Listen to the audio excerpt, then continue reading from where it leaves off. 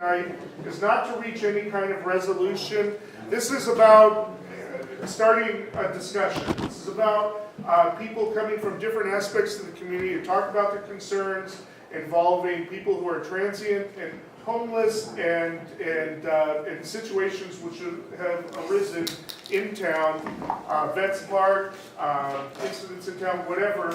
If you have solutions, if you have ideas, it's perfectly okay to bring those up, but this is also a time where you can simply talk about what you think about what's happening, and also to state the problem.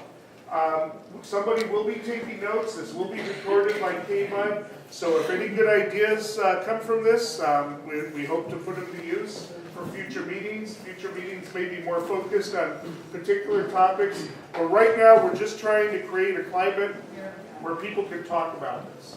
And I'm not going to take too much more time because we'd like to get into it. It looks like we've got, what, close to 20 people signed up. The sheet went around, so about 25 maybe. Okay, so we're going to be here for a couple hours, so I think that leaves about 4 minutes per person, right? Yeah, we figured 90 minutes, that's 30 people into 90 minutes, that would be... Oh, that's more, that's whatever. probably more like 7 minutes. 3 minutes. All right, we're going to start with 3 minutes each. The main rules that we want to have today are to be respectful. You're going to hear things you like, you're going to hear things you don't like. So let's just understand that and try to keep your responses not so audible that you're drowning people out. We want to give everybody a chance to talk, and we don't want people to be intimidated from speaking because we created a climate where that's not safe. So with that, I think we'll get to the first speaker. Paul, pardon, you got the list? Yes, here we go. So you All right. want to try, you can hold that. Yeah, we're not going to do an intro. In fact, you take the sheets and I'll hold this for addition. That sounds good. If you want to add on, just raise your hand at any point and I'll go back and get you on here so you get on that sheet. If I call your name and you don't want to speak, that's fine. Or if you want to be put at the end of the list, that's fine. You can also wait till later. At this point, we're going to only have people speak once. So, but if we have time and there's still spots at the end, we'll do that too. I just need where to cross that. Okay, take this. All right. First speaker, I did not bring my glasses. Coco. Are those readers? Are those simple readers? It's for KMUD. Yeah, it would be nice if you... Can I thank you very much. What are they? Oh, I don't. So they need What's to that? hear you. I think John will be keeping time. Where's John? There you go. Okay. And let me know when you're getting like 30 seconds to Right? I'm Coco, and I think it's probably good for me to probably start because my concern is with us coming together because I've been here for about 40 years now because this community has proven to me to be the most compassionate place I've ever been. And so that's why I'm here, and that's and that's what I believe is here. I believe there's more percentage-wise of people here that understand the concept that we are all one, and that's also part of the thing. I've met a lot of people in the streets lately, and I have met some really beautiful, really intelligent, awesome people. I have started doing my own outreach by talking to these people. The ones, if I see a light, I stop and I talk and I say, look it, this is what's going on here and this is what the problems are. You know, if you could like support by, picking up, keeping things clean, taking care of things, and even if it's not just your things, maybe if it's somebody else's you saw it, just keep those things up and that would, really help us all out around here. And I've gotten incredibly positive responses from these people. And I'm just concerned that I know that anger can be a catalyst for change, but I know that anger also can be really bad to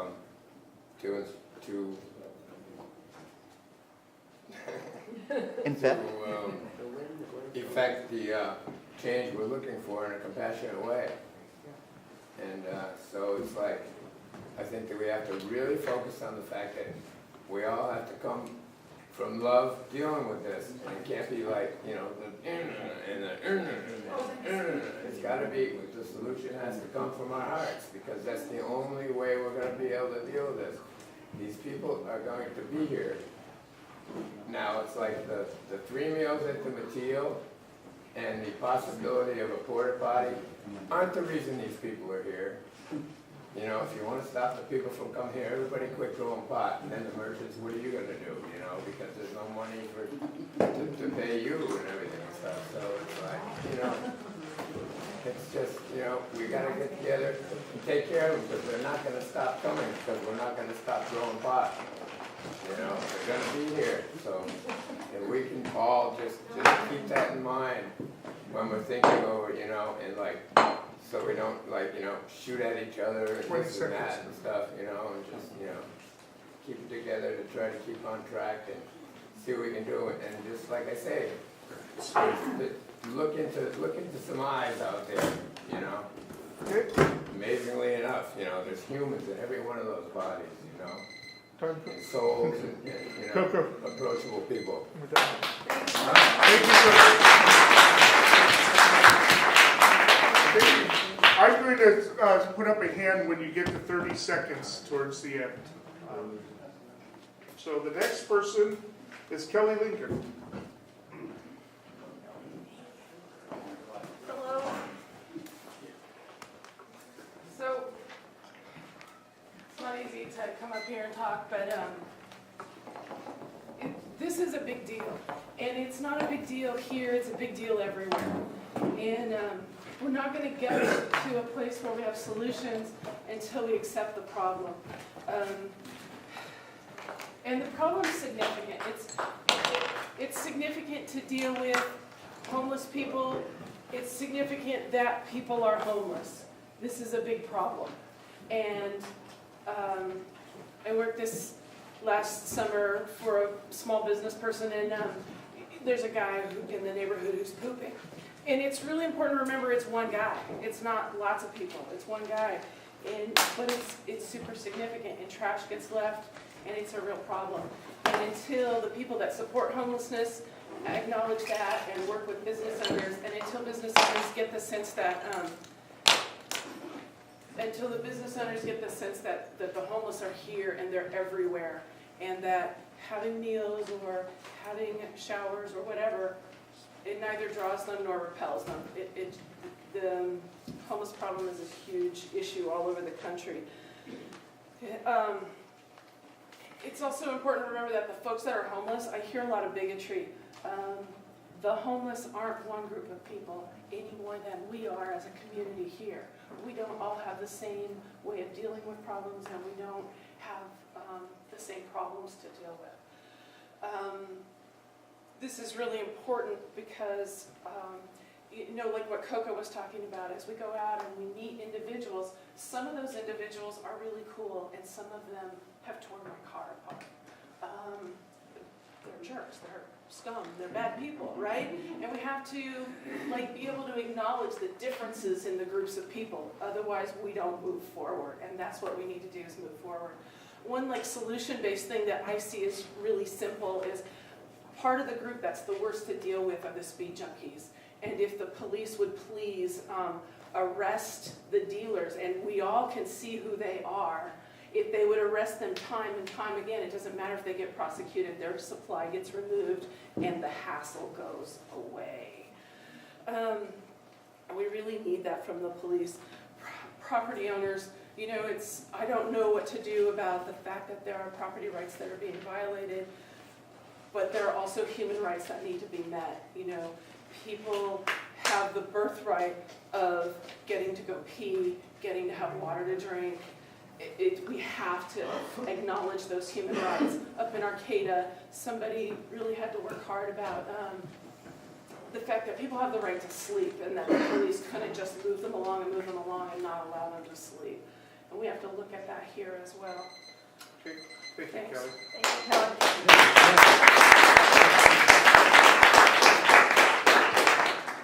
David? David.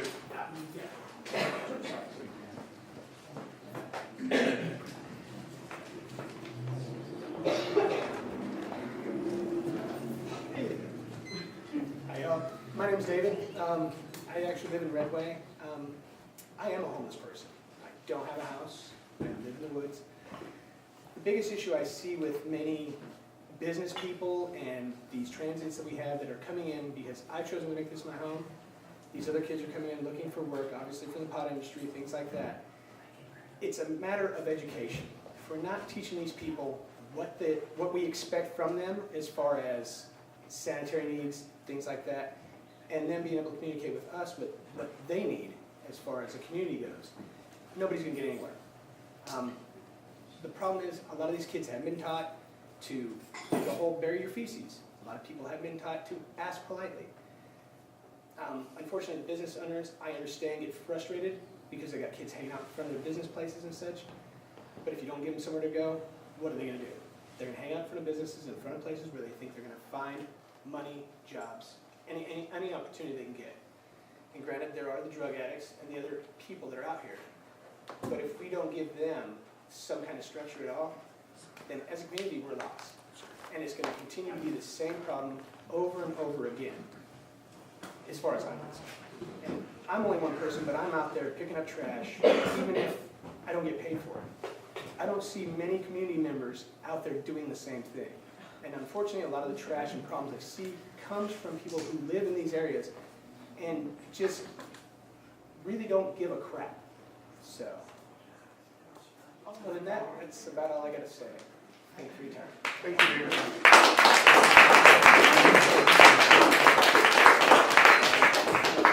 Okay, Duke, you drew an arrow. I assume that means you want to speak down at the bottom. So we'll call Julia next. I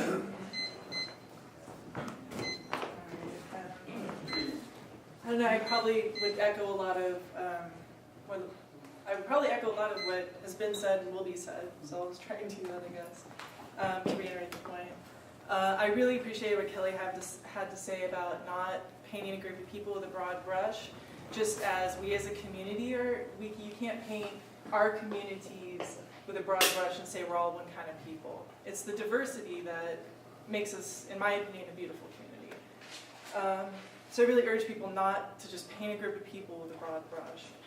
And I guess really what I'm here to say, and I feel like I've been listening to a lot of these conversations that have been happening in the community, and the one thing I feel like has not been put on the table as much as I feel like it's apparent to me is the economic push that brings primarily transient people here looking for work. They're not late, well, again, I can't paint with a broad brush, but it's easy, to say that, folks are lazy and don't want to work. And what I see is a lot of folks doing the exact opposite. They're here because they're looking for work. And I don't know, I personally come from Southern California, around where we would affectionately call strawberry country, where there's a lot of migrant workers, mostly brown migrant workers, and strawberry country depends on them. And they find ways to work with that by having porta potties, by, in some instances in Oxnard, they would set up camps for a while where people could stop and pick strawberries before they're off to pick apples. That is going on here, and hand in hand, what goes with that is labor exploitation. People are not being paid a fair wage. They're not giving the kinds of things that we would expect in any other workplace. And I feel like younger women tend to get work first. So these are just things that I'm seeing, and that there's also, there's lots of other factors. There's drug addiction. Mental health is a huge problem in our state and in our nation. Semper Virens has been full and will continue to be full, I'm sure. We don't have any beds for the mentally ill that are in our community. And sometimes they end up here because they were told to go somewhere else from where they came from. And if we tell them to go somewhere else, we're just giving, I hate to say a problem, but that's how we're referring to it here. We're giving another community an issue to deal with.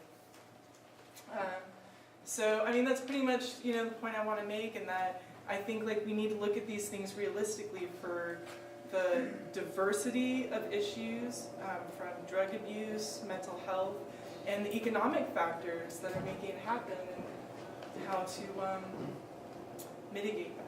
All right, thank you. Thank you, Julia. Next on the list is Tina. Okay, do you want to stay on the list? Okay. Next is Kathy Rose.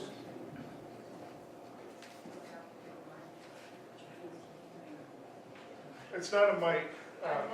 You're just talking there, right? Well, we'd like you here to get on the KMUD recording. It's no louder up there. I just like to say that Except that we can capture for the She would like radio. not to have the mic. She's already It's not an amplified mic, it's a No, mic she'd for rather not have KMUD. the mic in her face, so she'd rather speak like this. Right. Okay, I'm sorry. It's still terrifying. But I'll do the best I can. Don't be shaken. I'm the owner of Feather Rose, the new secondhand store in Redway. And I'd like to say that I've been there for a year. I've tried really hard to look at each individual person that comes into my store, that stands in front of my store, that does anything in that town. I've been really patient and tolerant, but when the fence went up, the people that were hanging in the field there next to the laundromat moved to my store corner and the post office. And I'm having some major trouble with that. Mostly it's disrespect. It's litter, it's graffiti, it's smoke coming into my shop, and I just would like to see a little more respect from the people that block the sidewalk between the store and my store, the grocery store, the post office, that whole sidewalk. The dog poop, there was a beer can there today, a beer bottle. It's just really disheartening to go to work every day and work that hard for my livelihood, only to be disrespected. So I've tried for a year to be respectful. I'd like to see a little bit of it back. Thank you.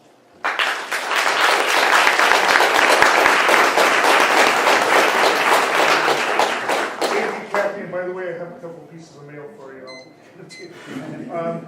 The next person is Derek, Johnny, and before you speak, I was also asked to prioritize anybody who has to go to Yom Kippur services. If there is any such person, let me know and we'll accommodate you. Come on up there. Thanks. I'd just like to think that a majority of Americans believe in equality and value basic human rights. We're individuals that say equality is important. We need to acknowledge the fact that people need equal opportunities to, go to an interview and get hired, and that's impossible if someone can't take care of hygiene, if they're not rested. Everyone needs a place where they can be warm and dry and safe at night and get decent sleep, not be bothered. Everyone should have food. More than enough of it gets thrown away. I see it happen all the time. I just think that if we don't want to have a caste system or caste system, however you want to call it, in our society, we want to look at ourselves as somehow superior to the so-called third world countries. Everyone should have a place to sleep, places to take showers and take care of basic hygiene, and have some sort of work that's not too complicated that people can do and make money to buy food and whatever it is they need to take care of basic necessities. And that's all I have to say. I appreciate you guys letting me speak up here. Thank you very much.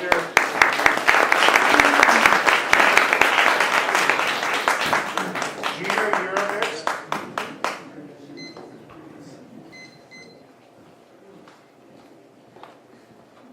So my name is Gina Payne. I was born and raised in this community. I've been here forever. And I too have compassion for those who don't have what they need in life. But I have noticed a huge influx, and I am now worried for the safety of my family when I'm in town. People who are using drugs and alcohol during the day.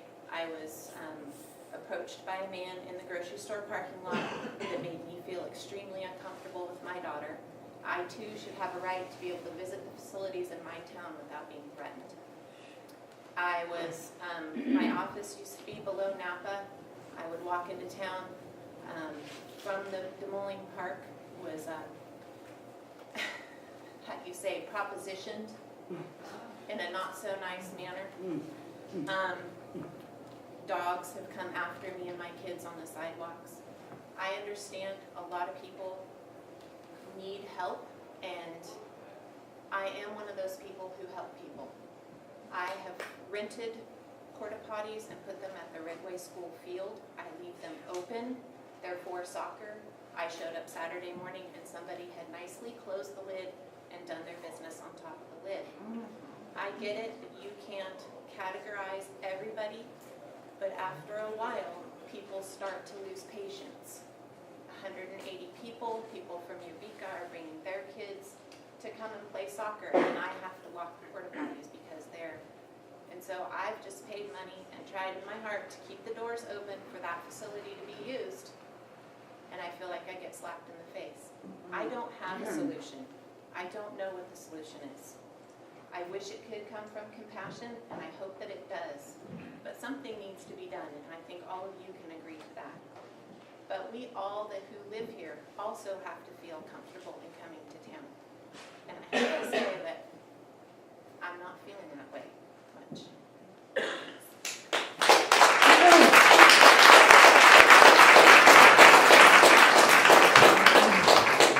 Thank you, Gina.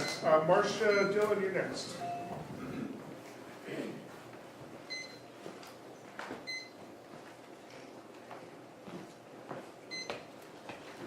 I've been here 30 years.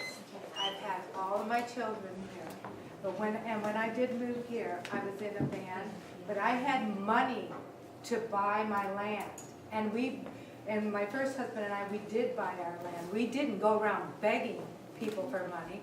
And I went and bought my lunch one time at Chautauqua. I walked back because I work at the paper mill. I sat down, and all of a sudden I'm accosted by several people begging for money with their dogs running loose without being on a leash. They're totally rude. And if you want respect, you have to earn respect. And I'm sorry, I used to be a compassionate person, but I have had it with the people. I've had it with being accosted. I've had it with people, stabbing people down here in this park where there's children living right there. We are all afraid. I bought a big old dog, and I hope he bites you guys someday. Whoa, that's pretty bad. That's good reading.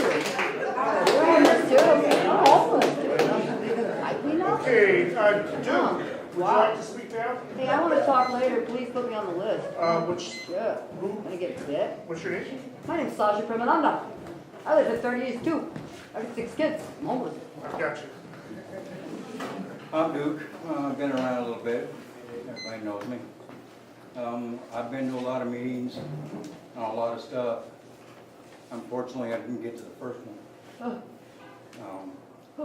I'm finding a connection here amongst all these meetings that everybody needs personal space respected. That comes down to an individual issue.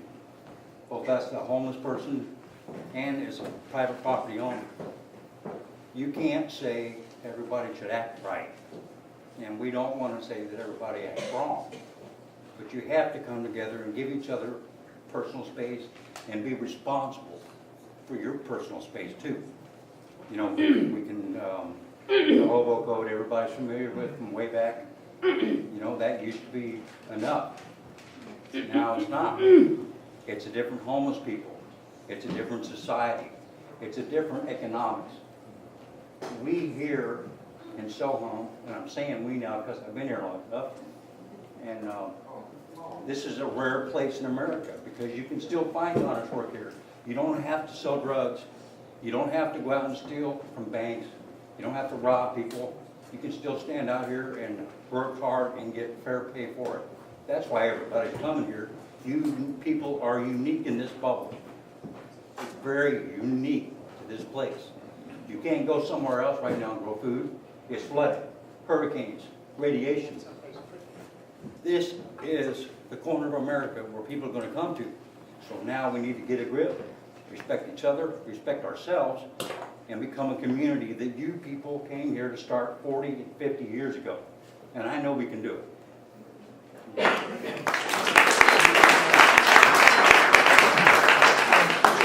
some lights on, it's getting dark. Thank you. Got a few chairs over here too. Michael Joseph Neely Jr. Cheers. Passing out. Okay. Babette?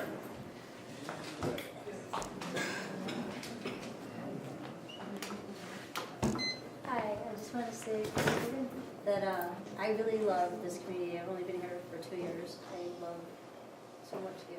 It's just amazing. You go ahead and speak up if you can. Okay, yeah, is that better? It's not amplified. You gotta- It's a recording.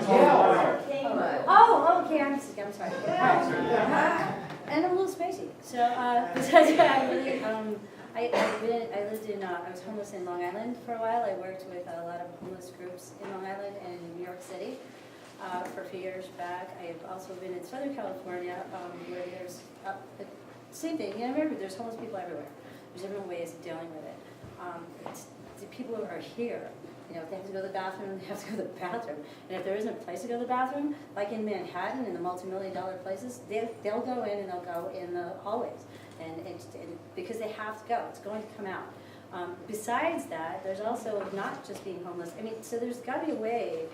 You have to come up with solutions. And I'm just offering anyone who does want to, you know, work together. I'm putting this out as a proposal. There's things that we can do to set up things where there's, you know, we could do work trade, you know, so like we could put porta potties and we'll pay for it because somebody has to take care of it too. There's reality. So, you know, some people, they don't have money, they can work trade maybe, you know, to get tow-ins to use the porta potties or the showers or something. These are things that, you know, we don't have to come out with money out of somebody's pocket. I put money towards that. This is happening in other parts of the country. There's parts of the country, enough people are afraid if you make this happen, more will come. They're here. It's just going to make them not go in and take showers in the river. I love this river. And the kids don't know better. They're biodegradable soap, no. You know, but they're going to take a shower in the river, but there's nowhere for them to go. You know, they're with their soap. It does it all the time. I see it every day. You know. How do you keep a shower in the river? So I'm just saying that, you know, these things are happening. So, and I'm throwing these ideas out. Fun shower. There are some places in this country where the homeless are so well taken care of and they're so cool that if somebody comes in from out of town and they want to stab somebody or pull some shit, they get together. This is real. I've witnessed this. It's awesome. They respect their community, even though they're homeless, and they love their community, and they respect that they've been respected. They will all chip in money to get a bus ticket and be like, you are out. You know, they help police. If you give people a chance to be, you'll be surprised.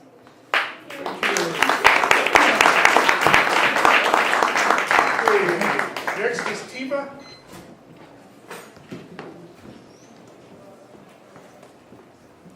Tiva? Okay, we'll keep you on the list. Rebecca. If anybody else would like to sign up, just come up and let me know. I've got your Sasha. My name's Rebecca, and I work at the Garberville laundromat. My grandfather came here in 1919, so you know, my mom was born here in 1944. So I've been here, you know, longer than anybody, you know, except maybe, I don't know, Dawn, okay, I don't know. I don't know, I'm confused by what a lot of people have said here. Maybe the part about people needing to go pee and we need to give them a place to pee. Well, what, they get a right to pee in our yard? I don't know, I'm confused about that. Yeah, people get human rights, but I don't know, why do we have to give people anything? I earned what I have. I paid for my home. That gave me a bathroom in it. I earned what I have. I worked for it. My husband and I, every day of our lives, we worked. I have 13 years clean off of drugs. I earned that. I earned every chip that I got that I keep in my jewelry box. I busted my hump to get where I am. And I don't understand why I have to work in the window of that laundromat and watch people drink and smoke pot in the park across the street every day. They don't want to work. I guarantee you, and I'm not talking about every one of them. I'm not lumping them all together. I'm talking about the ones I watch day after day. They don't want to work. And I step outside and I hold up a broom and I say, anybody want to help me sweep the lot for the day? Nobody wants to pick up a broom. So tokens for using a bathroom or shower, Sorry, babe, it doesn't work here. I'm not talking about all of them, whoever it was that's saying that, talking about some. The dogs coming in and out of the laundromat, I don't know why I have to put up a sign that says no dogs allowed. Isn't it common decency, common respect to not bring your dogs in a place of business? We're missing the respect that once was. It's gone. The sense of entitlement is beyond anything I've ever seen, and the lack of respect. If my kids ever act like that, somebody will ship them home to me and I'll teach them again. They don't act like that. I don't act like that. And nobody that I surround myself with in my world acts like that. It's missing. There's something wrong with the people that are passing through this town. They're not wired right. This next generation, something needs to be done. And I'm not saying that we just need to shove them out somewhere. I don't know, but we don't have to provide them with services like a bathroom and a shower and a shelter. Let them earn it. Find some way to let them earn it or make them go, because I'm tired of it. I don't want to get chased back into my laundromat every day because I took a picture of something I wasn't supposed to take a picture of. I'm tired of getting chased around. I'm tired of walking on eggshells and having to call the sheriff because somebody threatened me. I'm tired of it.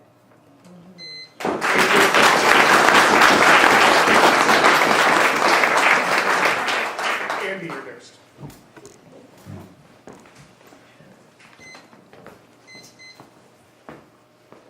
I just saw a really horrifying statistic the other day.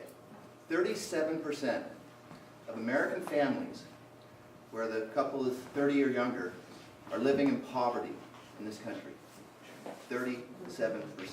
So a lot of you who came here 50 years ago when land was cheap, you're just lucky because, as I am, because we were born earlier. Every generation has to pay more and more and more. And right now, our economy is not going into a double dip. It's collapsing. We're hitting the limits ecologically. I was just reading a book by a Greenpeace president, and he's a businessman. And he studied these reports that came out that looked at major qualities that we get from nature. Temperature regulation, water, all of these things. And how close we were to getting to the point of collapse of these things. And I think there are about 11 of them. 3 of them were way beyond what we can tolerate. And in fact, we're at 140% of sustainability now. In other words, we're 40% over what we can do. We are living off of the capital that we should be leaving for our kids. We should be living off of the interest. Now, I was homeless for 5 years. I was in Berkeley. I had no drug problem, no alcohol problem, nothing. I had PTSD because I went through the Oakland firestorm and lost everything I owned because my 2 organizing partners were car bombed. Okay, so people have nowadays go through a lot of abuse. And then someone comes along and says, how come you aren't going to treat me with respect? Well, I'll tell you something. If you don't want homeless people, stop creating them by voting for Republicans. Yeah. Democrats. Yeah. They do things like Ronald Reagan, like closing the mental hospitals, and putting people on It makes no difference who's the president of this country. Okay, let's let him finish, please. Now, some of you who have been involved in this have had problems for a long time. I've only been involved in helping homeless people for 4 years. But I'll tell you something. 4 years ago, there wasn't this kind of discussion here. This is actually a lot of progress. I'm so thrilled that we are coming together to do this, even though there's a lot that we don't agree on. So please continue doing that. And let's see, the last thing. Oh, yes.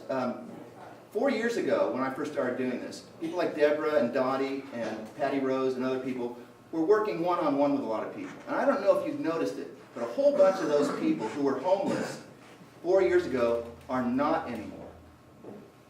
What we have is another wave coming in. We got to get used to it. Because of these wars, because of the policies, we're going to have tent cities. This is not the fault of the people who are on the streets. Sure, a lot of them have bad behavior, but so do a lot of us. Thank you, Andy.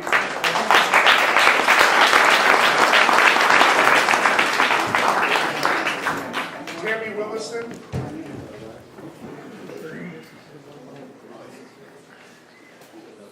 Oh, okay. Is it Brittany Willison? Okay. Sheila?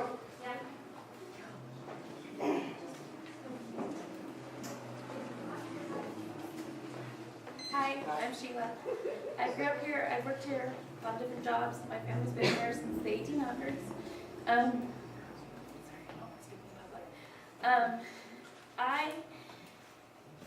The last few years has been a problem in town because the transients have been more and more, and their behavior has been a problem. I have compassion for the homeless. I believe that our community does a lot for our homeless, but it's the transients that come and take. I think our resources for the homeless are being robbed. I know that our cans that are put out for the community credit union for the special needs people are being robbed. That I've said to people, please don't take out of the community credit union community cornerstone, excuse me. Recycling cans, that's for people with special needs, and they say, I don't care, I'm just gonna take it in. I think that it is, not all of them, there's a lot of people that I've seen who throw garbage on the ground and somebody else will come along and pick it up. I say to them, thank you, I really appreciate that. It's the people that constantly are rude and abusive to the people here in town, and also the tourists. When you can't walk down our street without having to walk in the street, walk down the sidewalk because they're dogs and they're hassling you, that's a problem. I try to say hi and smile to most people, but I can't to these people because they are rude to me. The ones that are nice to me, I will of course say, hi, how's it going? I just think that there's a respect problem, and I do feel that you have to earn respect. And why should I give something to somebody that's being disrespectful to me? That's all I have to say. Thank you, Sheila.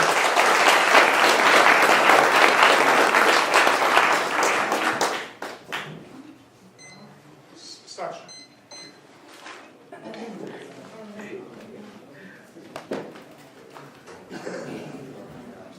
My name is Sasha Pramananda. I'm a mother of 6 children, all of which have been born and raised here in Humboldt County. I came here in 1982, pregnant with my first daughter.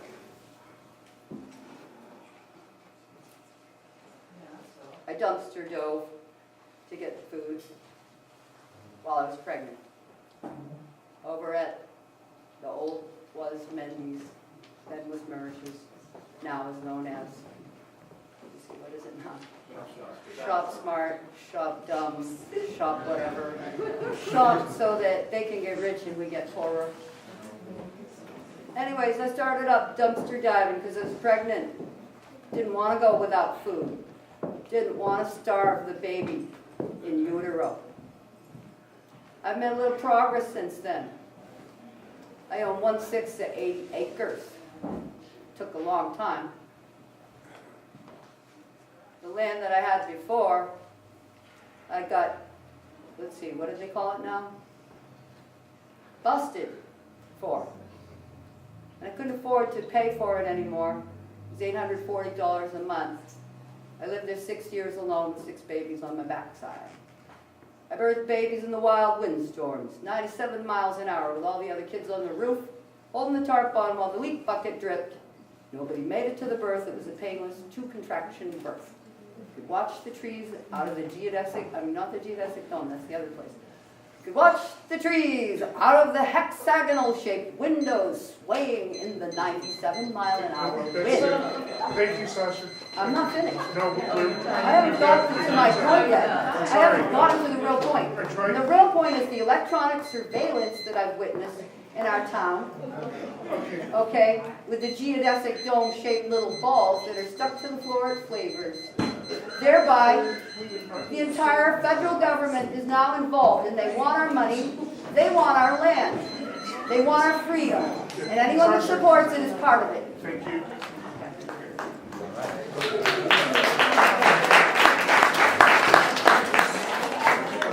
Oh, not to mention we need toilets in Garberville. You could drop a dime in there every time you take a poop and pay for it that way if it's too expensive to be civil. Thank you, Sasha. Cisco Torres.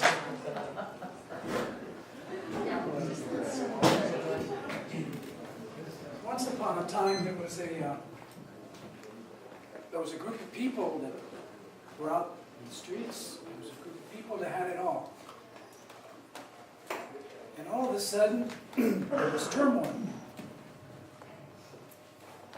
We're having it right now. Again. Somehow or another, they found a way. It took a while. They put it all together.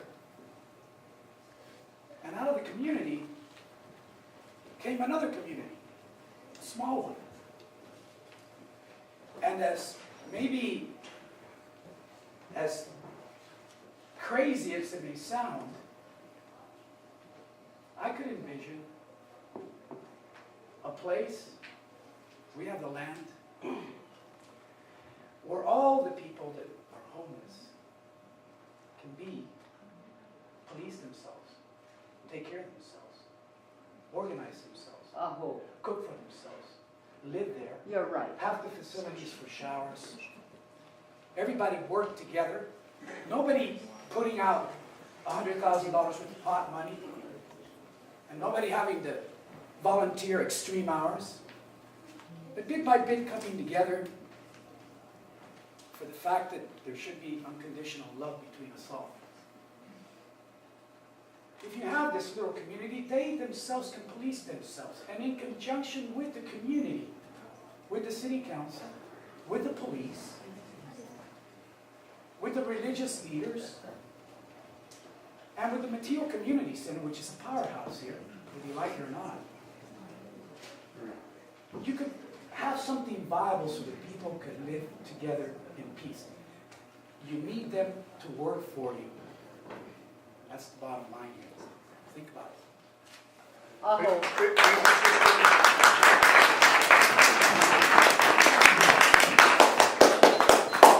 Estelle. Okay, Beth?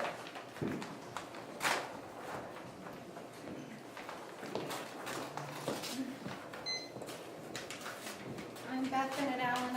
I'm one of the owners of Amelia's. And the last meeting I went to, I have never seen guests scream at their hosts. I have been asked by law enforcement, our district attorney, a probation guy. People have all come to us as business people and asked us to police the problem. I don't feel totally equipped. I'm tired of being called names. I'm tired of it all. Use condoms, use syringes, trash. It is beyond disrespect. I find this a life choice. I don't really know what the solution is, and I have been attacked because I don't know the solution. All I know is I have asked people, do you know that there are services in Eureka? I pay a lot of taxes, I pay a lot of permit fees, I pay a lot of people, I support a lot of people. I came to this community in 1977 with a great love for this place, and through, I believe, a lot of magic, I get to be a steward. And in my stewardship here, watching what's happening to our rivers, what's happening to our children, everything. I employ 2 kids that are phenomenal kids. And at night, if I give them food, they must run home. I have taken to driving them home. I was asked by Megan last night, because she's at a soccer game, if I could please speak for her. She's been followed, she's been hassled. When you're 13, 14 years old, this is the most frightening thing.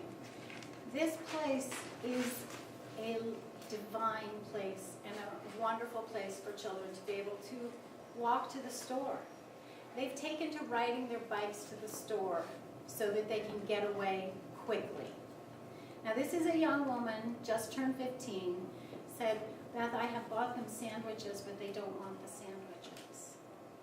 So in her heart, she is open and she wants to help, but she is afraid for her and her little brother because of how they are treated. And when these young people are the most vulnerable in our community, to get off and on the bus, to just want to go outside. It's not fair. My time? Thank you.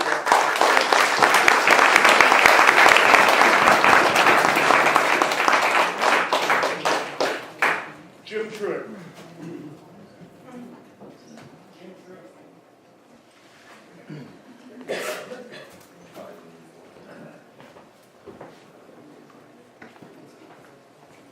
Hi, everyone.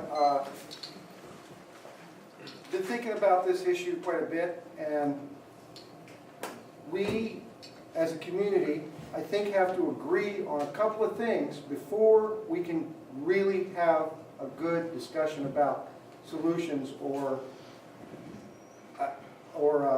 solutions, or at least beginning to manage the situation.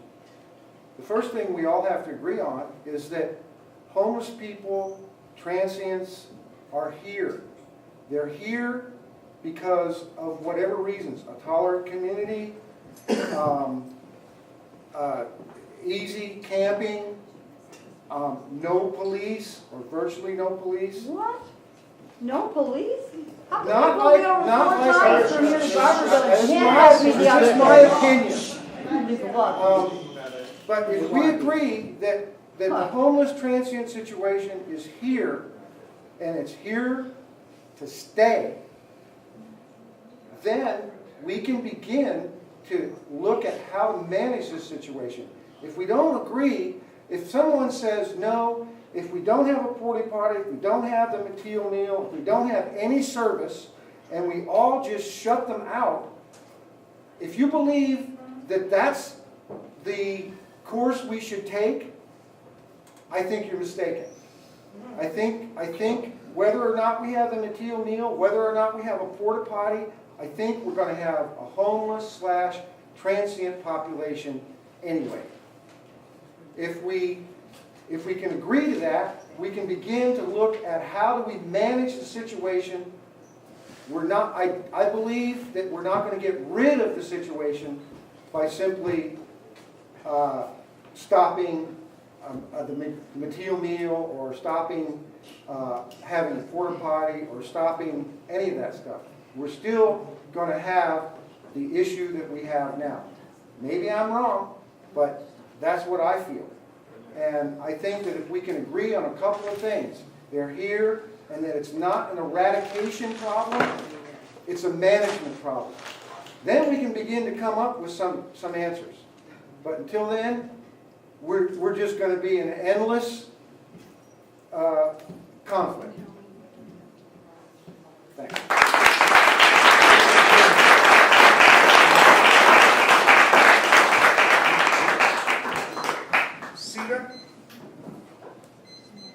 Sita here? No idea you're gonna get to me. Okay, I'm Sita Formosa. My husband and I, are we still speaking on the mic or not? Yes. Yes, Okay. it's being recorded. Okay, my husband and I own Redway Liquor. We have for the last 24 years. And I grew up in Whitethorn, so, you know, been around a long time. And I talked to my husband before I came here, because he's the one that works 100 hours a week at Redway Liquor. And as far as I'm concerned, he has just done an awesome job of maintaining his cool all these years with what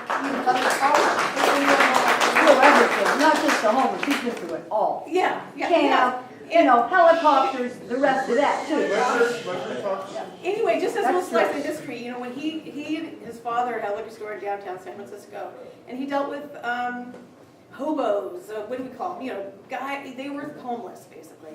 And when he came up here and there was homeless, he was like, oh, I know this. This is you just treat everybody with respect, and then if you don't get respected back, then you draw a line in the stand. And just so people know that, you know, if he sees anybody drinking outside, they're cut off permanently. If he sees anybody come in and buy for those people, they are cut off.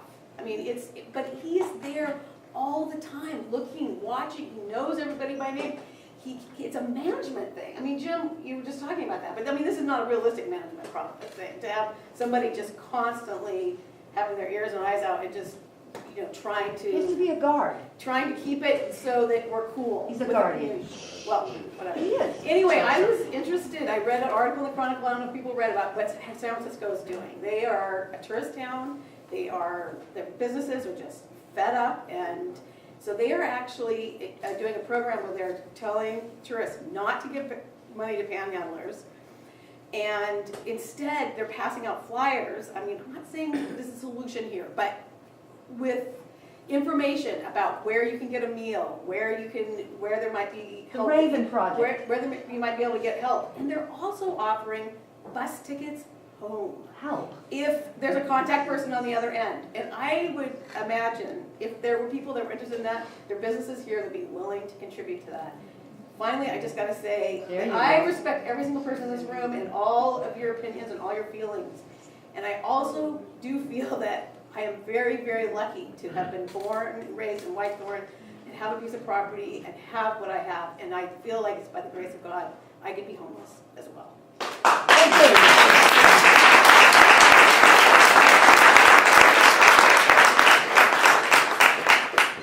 John Jennings, you're up. Hi, my name's John. I work at the Hill Community Center, but I'm not here to represent the center today. I work with the homeless every day, basically, and there's a lot of good homeless, and there's a lot that are troublemakers in town. A lot of them just want to get better in life, get to a better place, you know. And like Julia had mentioned, you know, there's a bunch of different shades of people, you know. I think we have a problem. I agree with Jim. We have a problem here in southern Humboldt. Okay, and I don't understand because I'm from Los Angeles, a big area, a big county, and it seems like every town has some kind of help from the government. And it seems like southern Humboldt is not getting help from Humboldt County.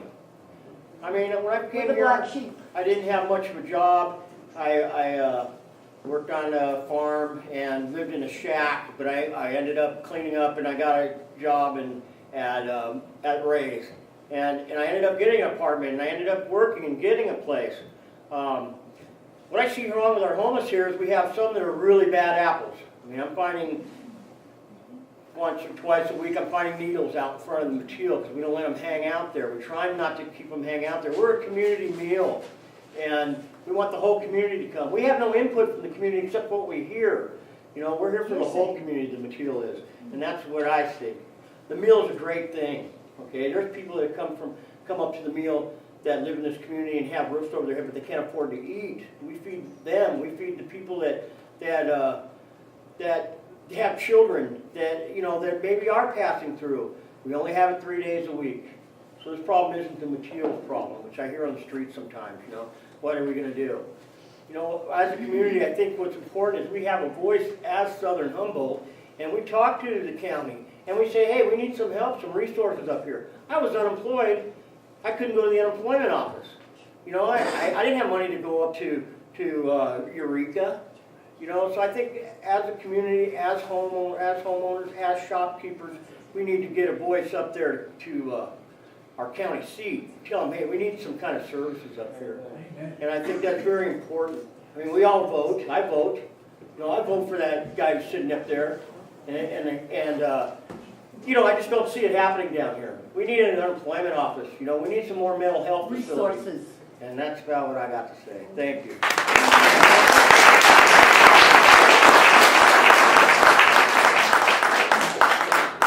Tracy Theo? Tracy? Oh, sorry.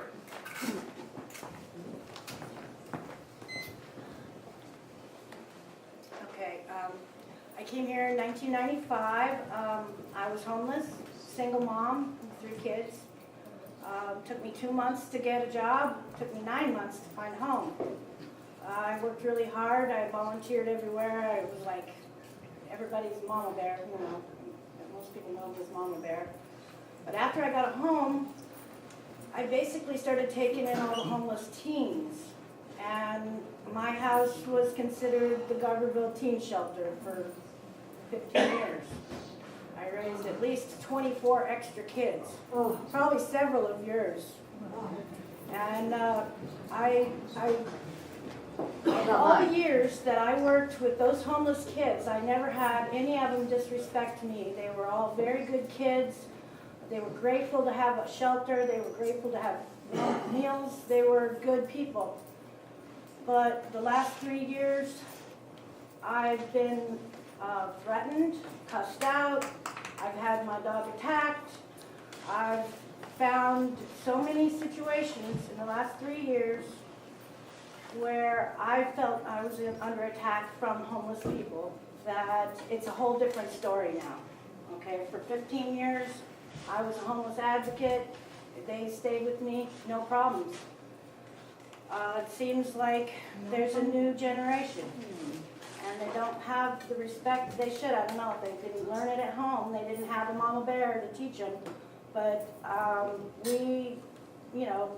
we're going to go round and around. And I remember when I was a Earth First organizer, we would have base camps, and we would get what we called drain bows. People would come into our base camp, and we all worked hard. And they'd want to be in our camp and eat and play and not work. And we would not, we'd go round and round in meetings forever trying to decide what to do with these people who wouldn't do anything but drain our resources. And I see that same thing happening here. This is the same community. This is an activist community. And we have people who will always be open-hearted and accepting of any and all and say, well, that's just our condition as humans. And it's true. But what I want to see, and what happened at base camp, was we all decided finally that we weren't going to listen to a bunch of moaning and groaning and griping. We wanted solutions. And so, I want to hear solutions. I've heard a couple, but I think we should do what Mendocino County did. We should open a few homeless encampments. Give them showers, give them bathrooms, give them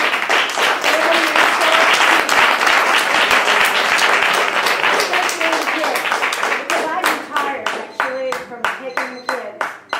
But then we'd have somewhere to go. Thank you, Tracy.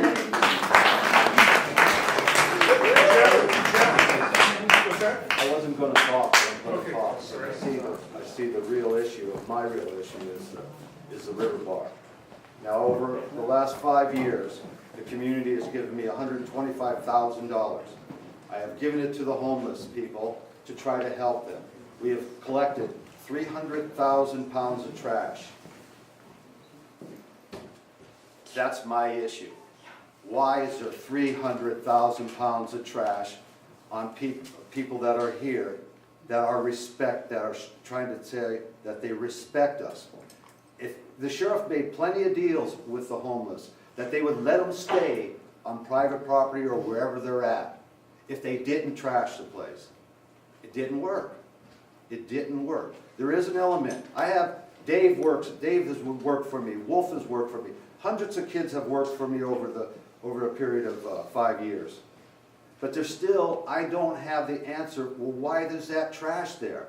I'm a compassionate person. We have given all the money that we could possibly, I go on the bluffs and beg for money to give to the homeless.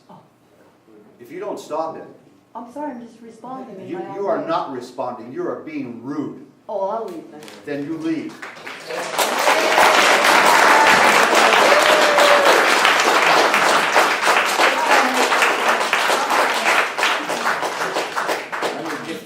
If you didn't trash the river bar, and you didn't trash under the bridges, I just went under the bridge 290, going up Alder Point Road. Now it was clean 3 days ago. Today it's trashed. The river bar is trashed. There's feces on the river bar. If you're going to steal something, why don't you steal a shovel? Why doesn't anybody guard their shit? Why do they shit in the water? I'd like to know that. If you want respect and you want the people to care for you, and this is a caring community, there's not a freer place in the United States, but right here is the freest, nicest place you could live. And the only thing I see is being destroyed. And if you would work with us and not destroy the camps, and if anybody tries to BS me, look on EORiverCleanup.org. And Cliff, I sent Cliff 100,000 pounds of 272 dump stubs. I didn't push my button. Good. 272 dump stubs in a year and a half, equaling 100,000 pounds. I don't know, is Cliff still here? Well, he knows that. And if you look on the Eel River cleanup, you'll understand. We're only asking. Nobody has tried to throw the homeless out of here. We just tried to make them respect the community that is helping them through life.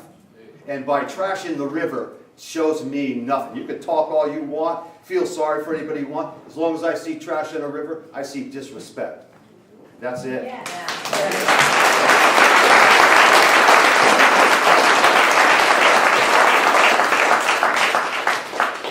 Jeff Fick?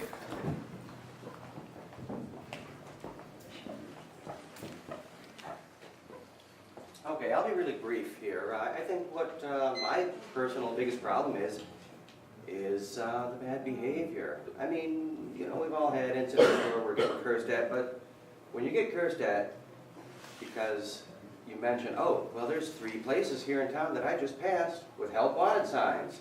If you want some money, why don't you go in there? I'll give you a pen to fill out an application, and I get cursed out for that. You know, it just leaves you with a bad feeling and a bad vibe, especially when it's coming from a 25-year-old young man in obvious good health, sitting there as comfortable as can be without even bothering to ask for change. He just has a sign.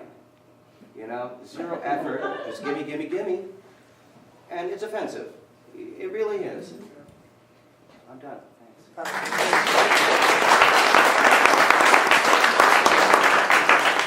Donna Fedora?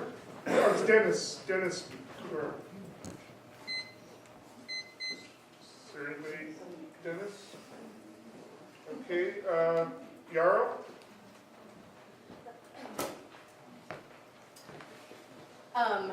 People keep putting forth this issue of respect and why should I respect someone if they don't respect me. And I think like a very common sense thing that we may have learned throughout our life is that like a very fine way to diffuse any situation is to not feed into it the like energy. And so if we're out and about and people are coming at us with some energy of like, gimme, gimme, gimme, fuck you for being some bourgeois person, just extend forth some amount of respect. And like each piece of life is so precious. We can't be sending hatred to people because of where they're at in their life. I think that this area could really use this as an opportunity to step forward and shine as an outstanding community who extends themselves out to people who are able to reach back. I think that we have a lot of talents, a lot of abundance, a lot of resource, and we can create an atmosphere where the vibes are so high, where it's like, where people can feel comfortable and feel that love and feel our presence and not like even want to be like, oh, I'm gonna come in here and steal from your store. Like, I hear people on the street sometimes say like, yeah, I don't even steal from town here because I like this place. And that's just like a small, and I think on some cases it happens. People still do continue to steal and still do have these mental diseases that come up that they end up acting on. But it's the type of thing that like through like persistent living we can overcome, and we can make changes in people. And there's going to be constant flows of stuff happening because the world's changing. It's not just this current generation, it's the current like state of life on this planet where people have been bombarded with a lot of things that they have to cope with. And we just have to be compassionate towards each other because we're not really going to get much further with floating our own boats and saying, sorry about you, you're not working hard enough.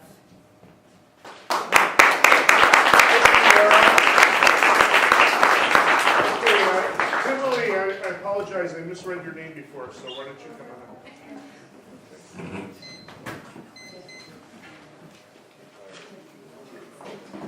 My name is Tivoli, and I was born here in 1977. I've grown up here. This is not the same place it was when I was a kid. We used to be able to walk around and do things and not be harassed. I already agree with Gina and Sheila. My kid's not safe. I have a 14-year-old. I don't want him walking downtown by himself. I don't even want him walking downtown with friends because they get harassed. I work hard. I've worked hard my entire life.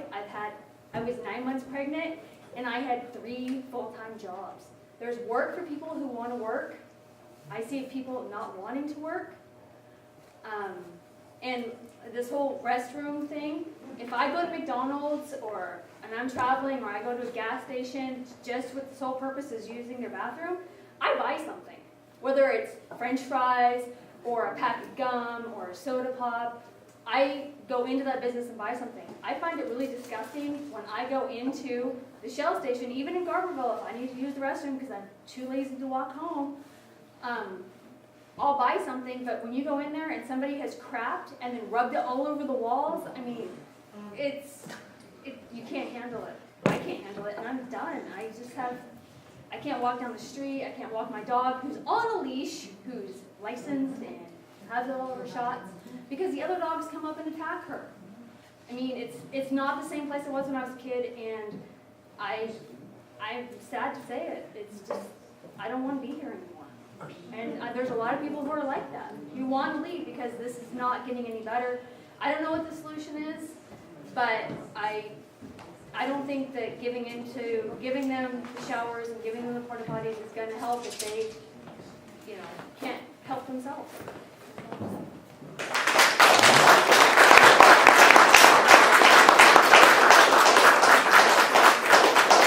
Thank you, Tivoli. Next up is Kim.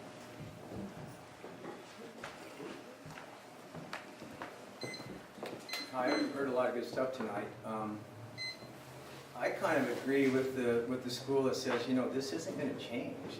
And Tiffany, where would a person go where there's no homeless people? I really think that things are melting down all over. And I think a lot of this year we're getting more homeless people because the other resources are full. They are getting pushed around. So we can herd them around all we want. But, I've had to use the bathroom in a strange place before. That's a very uncomfortable position to be in. And we've all experienced that. Now, we could call it charity. It still needs to be done. I think we need a place where a public restroom, and I think we need a sink. It doesn't matter necessarily what any of us think about any of it. And the problem with this homeless issue, what have I said? The problem is people wear glasses. I saw them where they wore glasses. How do you tell a homeless person? I looked like a homeless person 3 hours ago. I worked all day. I was all, I hadn't cleaned up. And the truth of the matter is we can't say, you're homeless people, you crap on the sidewalk. You're homeless people, you trash the river. You can't do that. We could say it's the brown people, the bald people. We could put all kinds of names on it, but the truth of the matter is we have a problem. And it needs a solution, and if it isn't found, we will have a problem. And it isn't unique to Garberville. Read a paper. Every city in the nation doesn't know what to do. They're running out of cans of food. This is a real deal. And I'm not saying that we invite them, but I'm saying that we treat them like we would if we were in a foreign country. Places have restrooms. It's 2010. Let him use yours. I don't have one here. I don't have one here. Let's let him talk, please. That's where's the respect? Yeah, where is the respect? Because I don't get it. You're cross talking. You're not doing it. That's disrespectful. So I don't know the solution. I'm not pro homeless people. I'm not. I feel like a member of the community, and I think we have a problem, and I think we need to address the problem, and then we need to start trying to solve it.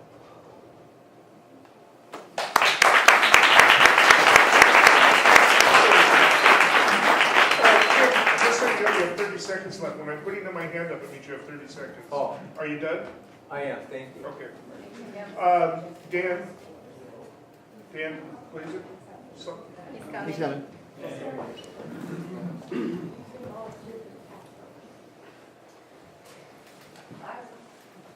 Not to say, hi, I'm Dan. I've been here 4 years only, came late. I came in the RV. I lived one street in the RVs, and now I'm lucky to be here. Anybody know where the nearest free shower is from here? KOA. Caffrey, KOA. CR. Area 101. You all flunked? Okay. For the Vets Park Sign Committee, I propose the hobo rules. This is something we can all live by. And, you know, there's occupation of Wall Street and all that. Come on, give it a break.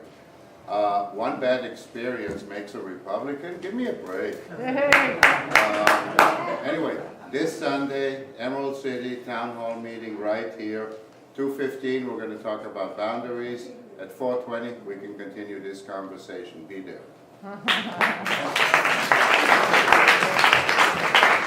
Estelle?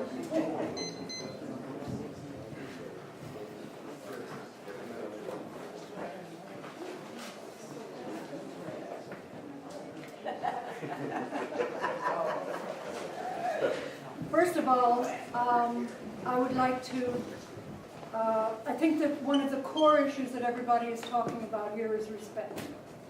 And I would like to offer my respect to John Casali for having done so much good,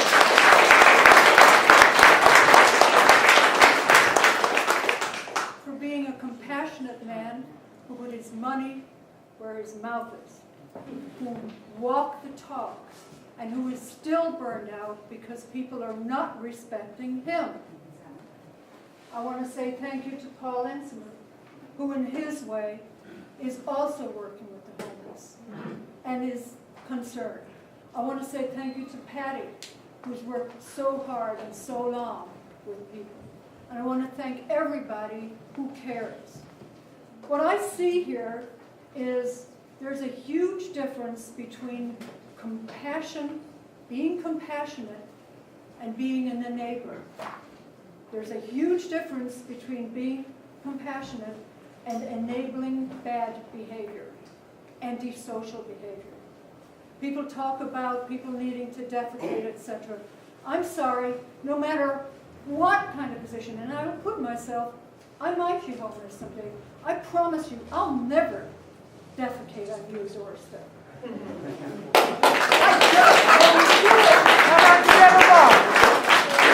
I'll find somewhere to go. If I have to walk for many, many miles, it's just not respectful. So what we're seeing here is that we're a community that's growing up, and I believe we could be a very, very powerful community. We have vision. We are diverse. But what we have to do is we've got to make an agreement between ourselves, and I don't know if we can make it happen tonight, but we can maybe start. And the agreement has to be that we actually have community values. And if we can codify that to some degree, we can say, in order to be welcome in our community, you've got to behave this way. In order to be a good kid, you can't drop the cornflakes and the milk on the floor and walk away and expect me to pick it up or clean it. You've got to grow up, you've got to take responsibility, you've got to respect the place that you're in, and we'll all respect each other. So that's the first step, and from there, you know, create our community values, agree on those, and demand them.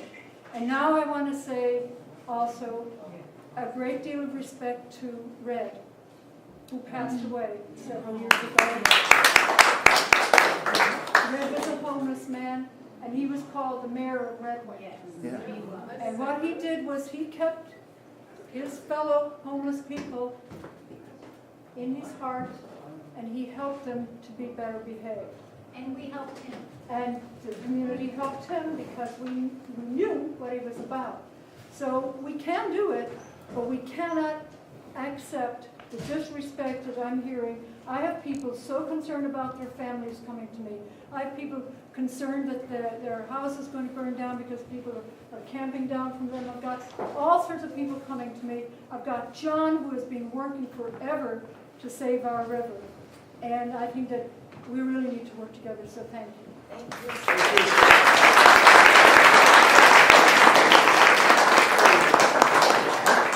Roberta.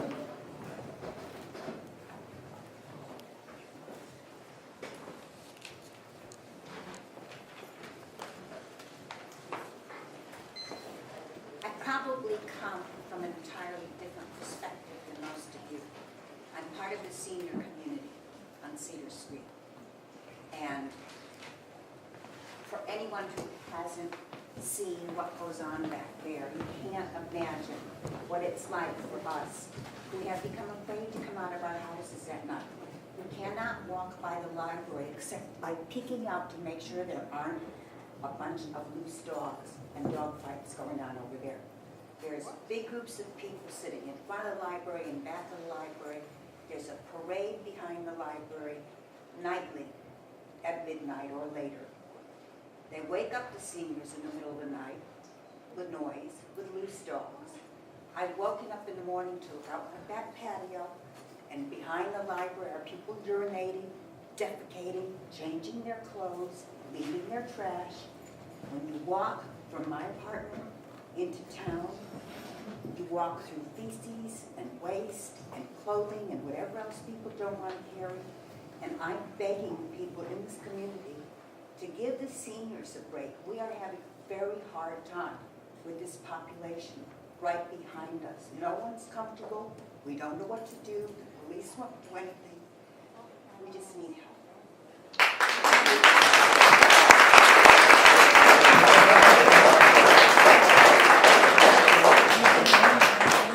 Okay, Tris. Tris? I'm afraid I might not be reading it right. Tris Devon? Trish. Thank you. Tris Devon. No, I didn't have the H. I don't speak among large groups of people before. I've been coming for 6 years, trying to help your community, help you out. You're good people. I travel this country and there's not a lot of people like you. And you're starting to have some problems with travelers. And you need some big brothers among your community, at least 10 to 15, to approach these people everywhere they go. They're not giving you respect, tell them, hit the pavement. You want help? We help you. That's all I have to say.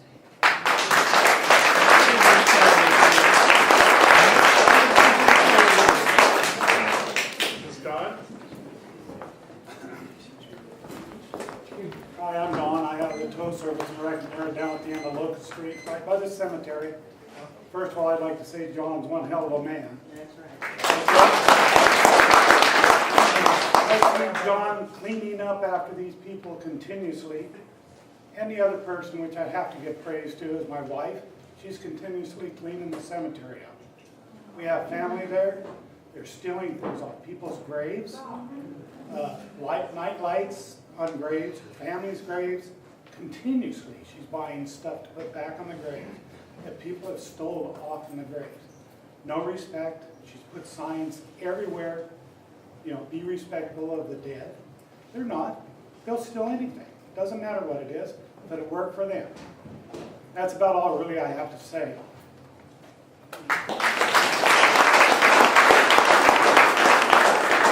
Okay, if anybody else wants to come, I'm going to recall some people who passed. Tammy Willison, would you like to speak? Okay. How about Brittany? Okay. Then there was Michael. I hope that there's like a capitalist out here that can really see that there's a need. That you can make money off of it. There's that bicycling community, the tourist community. You see them come through here all the time. Those guys have money to spend. There's a fleet of Europeans here right now. They got money to spend. There's, you know, people that need showers, and if it was affordable, the homeless community is a symbiotic community. They will utilize it if it's there to be utilized.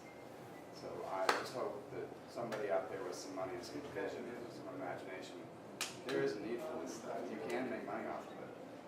So, also with the bicyclists, there's 4 magazines that you can advertise in. You know what I'm saying? It's be done. Did Dennis, I have a hard time reading, is there a Dennis here who wishes to speak? All right, well, we're through the list, and, oh, you want to speak? Okay.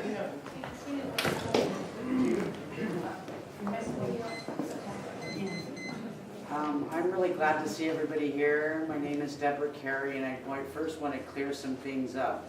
For my birthday, I bought this community a porta potty so that they would not be going into your business and asking to use your bathroom. And it got turned around that I bought that for just the homeless, and it was for this community. And I don't want to play how long we've been here card, because I've been here a long, long time. And I just think that this is a community that we've got a problem, and this is a private property problem. And we have people on private property, and the police get called out, and the sheriffs are called out, and then they run them into the businesses, onto the front doors of the businesses that are trying to make a living. And I understand what that's like, because I've been in business several times in my life. And it's tough for these people to run a business and have people sitting on their front porch. So they then in turn call the police again and try to run them back out to the bush, and then they get called again. So I don't know if you see this cycle, but I do. So there needs to be a place for people to be. These people are not going to go away. There are always going to be people here because you people grow marijuana. And they need people to trim this marijuana. And this is the way it's going to be. It always has been. And there are working people that are doing business here. And they want to do business. As I walk downtown, it saddens me to see businesses closing in our small community. And they are closing all the time. And so I really would like to see us as a community come together on this and have a place where people can be, where they're not on private property, they're not on the doorsteps of the business owners. And it would probably be a good thing for the police, because they'd just be right there. And they know where they're at, and they could have a shower and a bathroom. And I've never pooped outside. And I wish Cliff would have stayed, because I had something to say to him. He said that I did this. I interfered in the process, which is not true. I did not know anything was going on. It was my birthday, and it was my gift to you to buy a porta potty, just so that people would quit going to the bathroom outside, because I have never had to go poop outside. But I have seen people do that, and I think that there's just a lot of problems with this issue, and I think that we need to come together as a community and give back that porta potty and some piece of land where people can be, and we can quit exhausting the sheriff's department, the business owners, and everybody else. Thank you, Deborah.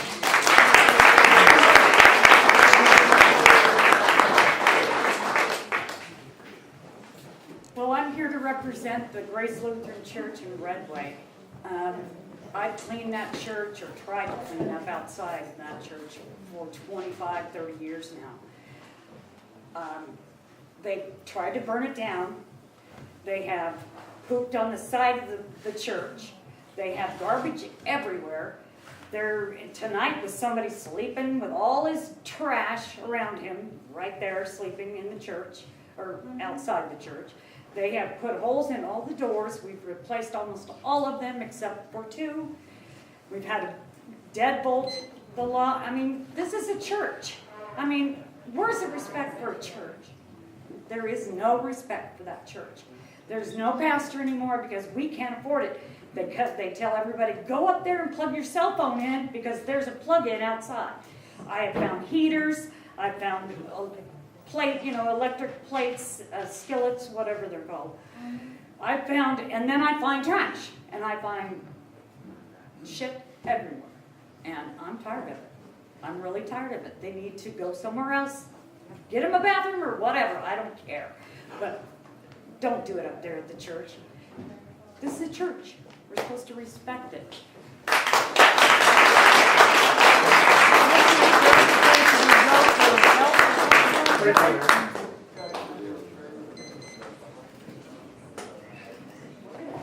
Hi, I'm Brittany.